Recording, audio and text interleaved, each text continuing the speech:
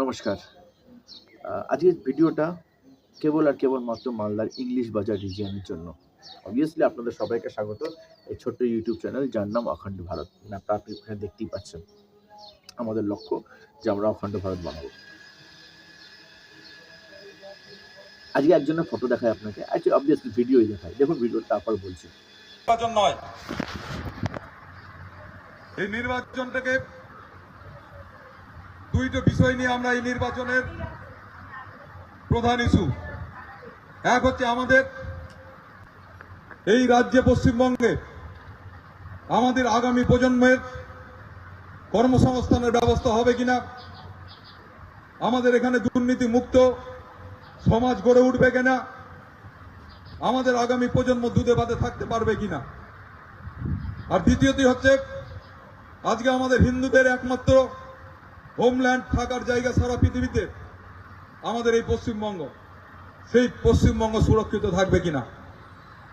আমরা গত 14-15 বছর ধরে দেখতে পেয়েছি যে আজকে যেভাবে মমতা ব্যানার্জি এবং তার দল তৃণমূল কংগ্রেস যে দুর্নীতি করে চলেছেন, সমস্ত দুর্নীতি শিক্ষা থেকে স্বাস্থ্য থেকে আরম্ভ করে যে কোনো রাস্তার কাজ থেকে আরম্ভ করে সমস্ত কিছুতে আজকে ব্যাপক দুর্নীতি চলছে।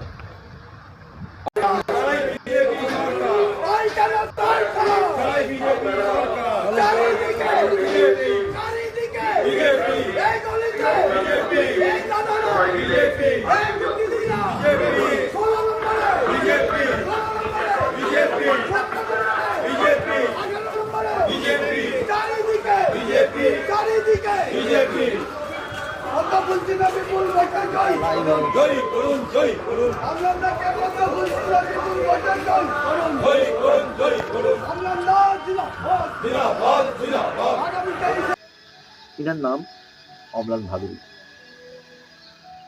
যখন 2015 সালে টিএমসির ধুমধাম ছিল, যখন পশ্চিমবঙ্গের টিএমসি ছাড়া কোনো কিছুই হতো না, যা চাকরি হবে, যা জব হবে, প্রফেসর টিচার সব জায়গায় টিএমসি ছিল, তখন এই লোকটা অন্যায়ের বিরুদ্ধে একা দাঁড়িয়েছিল এবং বুদ্ধিমত্তার সঙ্গে দাঁড়িয়েছিল বলে আজকের মতো টিকে আছে। লড়েছে, এমনটা না কম্প্রোমাইজ করেছে, একটাও কম্প্রোমাইজ করেনি। নো কম্প্রোমাইজ হ্যাড বিন ডান।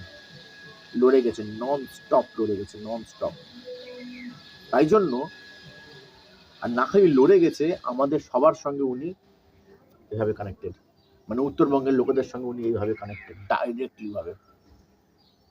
তার দিয়ে জোড়া, নিজের ঘর বাড়ি সংসার সব কিছু ছেড়ে দিয়ে উনি কেবল আর কেবলমাত্র উত্তরবঙ্গের লোকেদের সঙ্গে পাশে থেকেছেন, সবসময় পাশে থেকেছেন। উনি একজন পেশায় অ্যাডভোকেট। এরকম অনেক অনেক মজিদ আছে যেখানে উনি কোনো ফিজ নেয়নি কেস লড়তে। হয় এমন অ্যাডভোকেট পাবেন না, উনি কোনো ফিজ না নিয়ে কেস লড়ে দিয়েছেন গরিব মানুষদের, জিতিয়েওছেন। Obviously he is extremely powerful, বা তার সঙ্গে মনটাও বিশাল বড়। হ্যাঁ, এই পথে চলতে গিয়ে অম্লান ভাদুড়ী মহাশয়কে অনেক ঠকতে হয়েছে, এত ঠকতে হয়েছে, এত খরচ করতে হয়েছে যে অন্য কেউ থাকলে না ফুটে যেত, পালিয়ে যেত, বা করবোই না। একা দাঁড়িয়ে লড়েছে, একা খরচ করেছে, একা, কারো সাপোর্ট নেয়নি, সেলফ মেড ম্যান।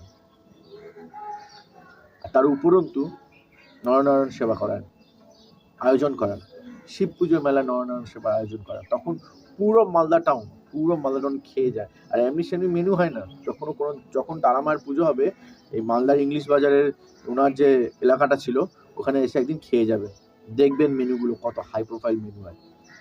কোনো বাংলার কোনো নরনারায়ণ সেবা এরকম মেনু হয় না। ফ্রাইড রাইস, পনিরের তরকারি, পকোড়া, ফুচকা, কি নাই, ice cream, everything is there. Non stop রান্না হয়, নন স্টপ খাওয়া দাওয়া হয়। এই মানুষটার কাছে আমাদের মতো ইয়াং ছেলেপেলেরা নিজেদের কথা না, কত ফালতু চ্যাংড়া ব্যাংড়া আছে না আমাদের উত্তরবঙ্গে, ওরা সব আলতু ফালতু কথা হোয়াটসঅ্যাপ করে পাঠায়। আর দাদা সেগুলো দেখে, রিপ্লাইও করে, কন্টিনিউয়াস করে, আর সবসময় পাশে থাকে দাদা। আর দাদা পরবর্তীকালেও পাশে থাকবে।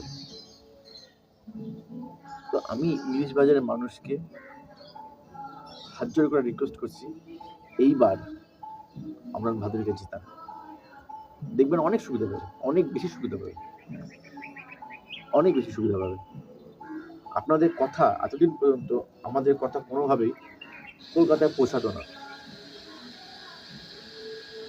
কিন্তু আমার মনে হয় যে এইবার আমাদের কথা কলকাতায় পৌঁছাবে। আমাদের কি চাই সেটা কলকাতায় পৌঁছাবে। ছোট্ট করে বলে দিই আমার ভাদির মহাশয়কে, মালদার ছেলেদের কি চাই। দাদা, আপনার কাছে আমার একটা ছোট্ট দাবি, মালদার ছেলেরা স্পোর্টসে খুবই হাই প্রোফাইল, মানে high profile is in not in means terms of money, high profile মানে খুবই হাইলি ভাবে এভালুয়েট করতে পারে। যে কোনো জায়গা থেকে যেদিন ওরা লড়ে পড়ে চ্যাম্পিয়ন হয়ে বেরিয়ে যাবে।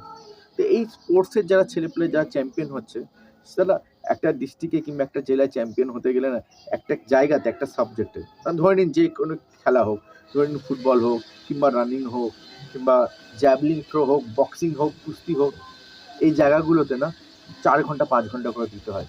আর একবারে তো হয় না, এক বছরে তো হয় না, 4-5 বছর খেটে যায়, তারপরে গিয়ে চ্যাম্পিয়ন হয়। এদের যদি আপনারা একটু চাকরির ব্যবস্থা করে দিন, স্পোর্টস কোথায়, তাহলে খুব খুব ভালো হয়, যেটা আগে ছিল। যেন আমার বাবা সুইমিংয়ে স্টেট চ্যাম্পিয়ন হয়ে চাকরি পেয়েছিল, সেরকম আমিও বক্সিংয়ে চ্যাম্পিয়ন, বাট ইউনো হোয়াট, নেই স্যার, কিছুই নেই। বক্সিংয়ে চ্যাম্পিয়ন হলে ছুঁড়ে ফেলে দিতে হয় এরকম করে। তো এই যে ছেলেরা মালদায় যারা স্পোর্টসে এত হাইলি ভাবে ইনভলভড, ওদেরকে একটা চাকরির সুযোগ করে দিন, দেখবেন আমাদের মালদা থেকে হয়তো কোনো একদিন কেউ অলিম্পিক থেকে মেডেল নিয়ে চলে আসবে। পাঞ্জাবে পাচ্ছে, কারণ পাঞ্জাবে ওদের স্টেট চ্যাম্পিয়ন হলেই চাকরি পেয়ে যায়। কর্ণাটকায় পাচ্ছে, কারণ কর্ণাটকায় ওদের স্টেট চ্যাম্পিয়ন হলে চাকরি পেয়ে যায়। বাংলায় হয় না দাদা, বাংলায় স্টেট চ্যাম্পিয়ন হলে খালি অসম্মান পাওয়া যায়, খালি অসম্মান। তো যারা স্টেট চ্যাম্পিয়ন হবে ওদেরকে অ্যাটলিস্ট স্টেট লেভেলে একটা গ্রুপ বি ডিভিশনে চাকরি দিন, যদি ওদের 50% নাম্বার থেকে। এবার যদি কেউ স্টেট চ্যাম্পিয়ন হয় এবং তার সঙ্গে তার যদি 75% আপ মার্কস থাকে, তাহলে সে তো প্রচণ্ড ইন্টেলিজেন্ট না দাদা, ওকে একটা গ্রুপ এ লেভেলে চাকরি দিয়ে দেবেন স্যার, প্লিজ, এটা রিকোয়েস্ট। সেকেন্ড স্যার দাদা, আপনি আমাদের সব। আমাদের মালদার ছেলেরা, উত্তরবঙ্গের ছেলেরা খুবই পড়াশোনায় খুবই ইন্টেলিজেন্ট, কিন্তু আমরা আমাদের ইন্টেলিজেন্স পুট করার কোনো জায়গা নেই।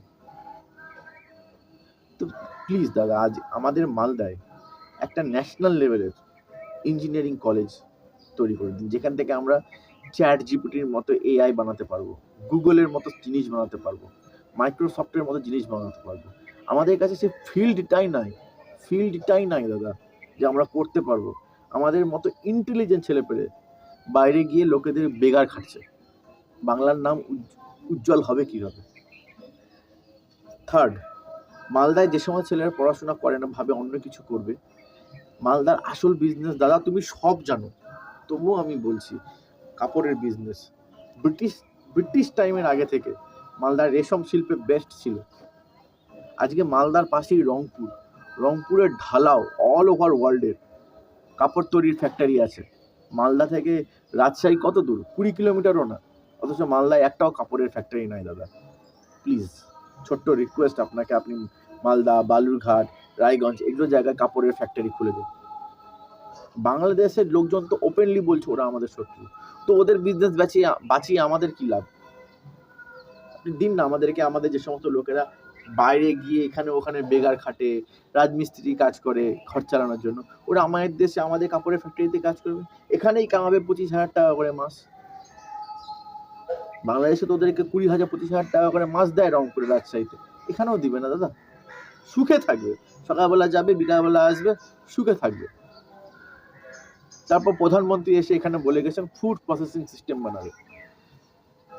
প্লিজ, আমাদের এখানে এত আম হয়, লিচু হয়, সেগুলো থেকে আমরা world class jam, jelly, fruit juice এগুলো বানিয়ে ওয়ার্ল্ডে এক্সপোর্ট করতে পারবো দাদা। তো এই ফ্যাক্টরিগুলো মালদায় অনেক বিলিয়নিয়ার্স আছে, মানে ভুল বললাম, মালদা থেকে বিলিয়নিয়ার্স বেরাবে, মালদায় অনেক বড় লোক আছে, ওদেরকে একটা মিটিংয়ে ডেকে ওদেরকে বলো না দাদা ইনভেস্ট করতে,